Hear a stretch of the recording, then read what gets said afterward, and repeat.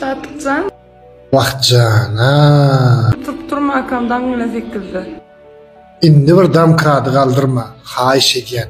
Dur etik korkadayın ondan. Yine kaldırıp korkacaktım dam kiradı. Kuplat bilyen. Katı köpzadi biliyem. Super profesyonel köpzadi biliyem. Büyülüğünüz var mı? Şundan söyleyeyim. Katıken. Yetişip bilem ok. Hoca dıkkı var olsun. Görüşelim. Yine görüşecektim ben bunu. Indi çıdar mı kalmana? Böyle. Canına döneyim. Akarın arastasını alıp üstünden koysam senin teyde olur. Mağara çıkıp durur. Onu alıp istem için arası olur. Paka. Soğul vela. Paka. Büyüşüme bir girme. Başka tiktokerlara yalnızca şey cevap verir misin? İniğin bolonu için beydip arkasını alma. Alsan bağırsının arkasını allıya.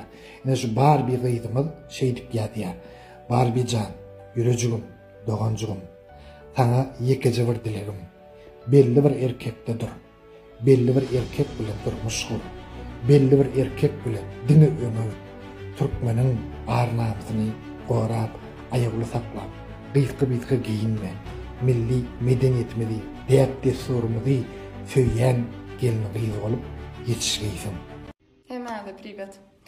Aslında ben şu videonu düşürecek değil, beni düşürmemin sebebi saatlik alıp men videomu özüçü montajlarda edip video çıkart koyup durmana.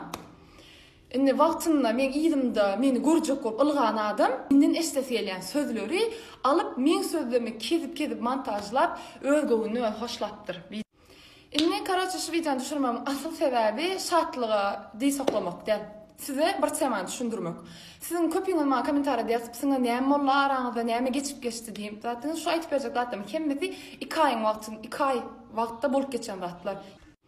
2 ay bundan azal şartlık şıykıyıp öz istoriyasını bir video paylaştı. Şu video aşağıda da ben bir komentarya yazdım. Qoğudat yazdım. Şonu bilyen sebebi yazan zatlardan oqamdan sonra qoğudat yazan bolmur. Sevip yazsam minnettar edip yazmazdı. Benim direktimim beni podpisat etti. Şonu da şartlık şıykıyıp komentaryama like basıda beni podpisat etti. Sonra bana direktten yazıptır. Minnettar deyiptir yani ben şu komentarya yazanımı. Biram aşağıdan yazıptır. Qoğumya deliğine iş yapıyorum. Mesela itakdayla şonu alacak sözler yazıptır. Men orta şoň yazanny görmedim. Lamalı da bana can attı. Nomerim onda neymiş diye sorayanlara da cevap bereyim. Bilýän bolsa men tanayan bilýär. Men obычно özüm bir ýerde işleýän, ýöne işimden daşary boş wagtla massaj alýan. Men glavnymda ýazylydy nomerim massaj diýip. Karaçy şonda men nomerim alýa bilen bana can atdy. Bana can adyny alo salam alo qowum şeýle salamlaşdyk dedik. Sonra dedim şartlyk şey hefdiydi. Men aýtdym salam qowum ýa-da aýtdyňyz. Gülýärlemde birinji gerekde gülýärlemde gürleşili. Sonra aýtdy siz diýdi TikTokda soňky döwür köp görünýäňiz diýdi. Seferiniz çaýa gelin diýdi men size diýdi TikTokda näde podpisk köpeltmeli, näde prosmotr ýaýratmaly. Şolara öwredeýin zat diýdi. Gow TikToker bolasyn gelýän bolsa diýdi. Men hem şartlyk aýtdym, men diýdim onýalak TikTok üstünden efir açyp pul gazanamok diýdim. Ýa onu da reklam alyp pul gazanamok diýdim. TikTok men üçin prosta hobi diýdim. Şoň üçin men giýen TikTok diýdim. Onýal maňa käm prosmotr ýa-da käm podpisk gerek däl diýdim. Sen men TikToker boljak bolam, prosta gyzygyna girýän diýdim. Bulam ay bolýar diýdi, eger birden isteseň zadesden aýda men özüm kömek ederim, sen TikToker bolmaňa da karşan ýalatlar diýişler. Şeýle gurrun ýapyly birinji ýerekde sawal. Soň ýene jaňat başa diýär, şeýle jaňat ýagdaýyň gowumy şeýle goýýa, lişin kän gurrlemedi 3-4 gerekde. Soň bir ýere jaňatdy, massaj etýär ekeniň diýdi. Men niýdi?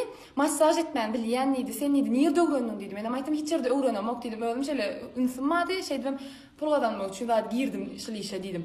Olam aýtdym men massaj etmän bilýän niýdi, damarlar. Görüşip isteseň öwredän wagt diýdi. Soň 3-4 kere jaňap şol adama ýatdy. Men bolýa bakana tap geçişdirdim. Soň maňa giýje saat 4-de 5-de jaň edip, maňa massaj gerek diýdi. Menem allymda sen sagatdan habaryň barmy diýdim. Olam ay men şu beter ýa-da gaýraty da ýarym saatym gelkisden bir massaj etip beräýät diýdim. Menem ýok diýdim. Sagatdan habaryň barmy? Men saatda massaj edemok diýdim, ýüzüni aldım. Bulam gelemok däm diýdi, o gelemok. Bolýar onu diýip ýüzüme düşürdi. Boluşamasan bir şartlyk şehirli hiç habarlaşmadyk. Men sonra da men alda podpisatsydan çıkardy. Yani gepin aýtsa hiç ýere habarlaşylmady şondan soň. 2 aýdan sonra soňky 3-4 gündüň içinde Gowanç Malçakyna bir video goýuldy. O Gowanç Malçada men ýüregim zat arkasına aldy. Menem aýtdym, Goňçmalçyň arkasına alýanmarsam diýdim, şeýdi kommentariýa ýazylanmakdy diýdim. Beýleki TikTokerlogam diýdim, yer gelende arkasyna al diýdim. Näme üçin iniň bolançy bir adam arkasyna alýan diýip kommentariýa ýazdım. Ondan şeýdi ýüzüne alyp telefonu goýamsam, içi lowurdy da, bu kommentariýany ýazdım, onu yarasyna duz bastym. Öňe tak menden jan ýanyp duran, meni elledi bilmän, jan ýanyp duran adam üstüne de dogry zat ýazdım, onu gahar edip, şol kommentariýa jogap berebilmän, men üstümden düşüp başlady. Benim bir zat aýtyp geçeýin, saatlyk şeýhy. Bolýa mena 19 ýaşly gyz. Kuntöm borsam, jelebem borsam, massajistka borsam, näme borsam, men bedenim, men durmuşum, men ýaşaýşym. Ola birinji yer. İkinji yerdenem. Mena 19 ýaşly gyz, enta 20 ýaşamy. Sen bolsa saçyňa ak düşüp, kelleň aň düşmedi bir ýaşly. Men dädim bilen diň sen paşçy. Sen TikTok'ta oğlun ýalak TikTokerlara bir degdin. Gyzyň ýaşyndaky gyzlara şeýdip TikTok'ta uruşup otýar. Men utanmalymy, sen utanmalymy şu zatlardan. Mena näme etsemem, mara öldürmüşüm, öz ýaşaýşym, men öz bedenim. Biram men 19 ýaşymda gyz. Sen eger şonu akıllı, asıllı, kelleli, düşünceli adam bolýan bolsadyň, ýaşly adam bolýan bolsadyň. Sen meňle internetin üstünde 19 ýaşly bir gyz bilen uruşmazdyň. Wizianda da şeý diýipsiň, bar bir gyzymyz. Sen gyzym diýen, gyzym diýip ýüzlenýän gyzyňy wagtynda kaýmynyňdyr, sikjek bolup algadyň. Düşünýärmi? Ondan soň pikir etip görün, sen gyzym diýen adamy sikip bilýän bolsaň, bärde maskara menmi ýa senmi? İkinciden sen meni var günne birini koyladın ya sen günne girip ya men psikosotikam üstünde çıra tutup duran ya da birini aşağı çekip çıkaran. Tak işte sen ne bey diýmeli hakkın yok. Innemese bir çada dedim. Most arada käbir inanmayanlar vardır. Nara elimde çörek yukarıda da yaradın mı? Eğer men yalan söyleyemezsem şu şartlık şeyhifa töhmet etdiýän bolsam Allah can meni ertire çıkarmasın. Bolu ben başka hiç ýagdaýda inandyrıp bilmän ne elimde çörek dur. Galan adamsın pikirime.